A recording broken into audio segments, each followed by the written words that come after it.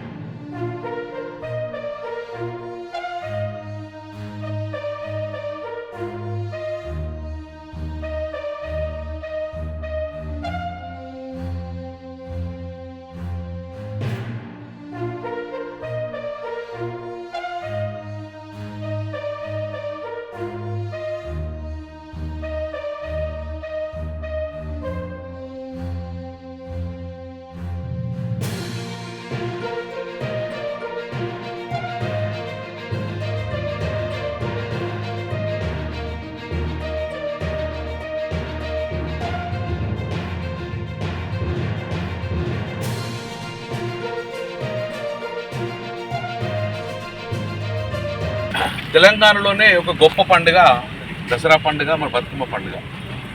ఈరోజు మళ్ళీ యథావిధిగా కరీంనగర్ నగరంలో భక్తులందరూ దసరా పండుగను ఘనంగా జరుపుకోవాలని చెప్పేసి ఇప్పుడు నిర్ణయం రావడం భాగంగా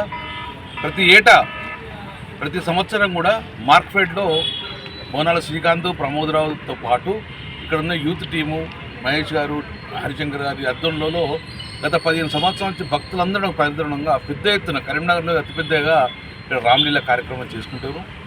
ఇక్కడ ఉన్న ప్రజలు మరి యూత్ అందరూ కలిసి 15 సంవత్సరాలు చేస్తారు కాబట్టి యథావిధిగా ఈసారి కూడా పెద్దగా గొప్పగా చేయాలనే ఆలోచనతో ఈరోజు ఆ యూత్ మొత్తం కూడా ముందుకు రావడం.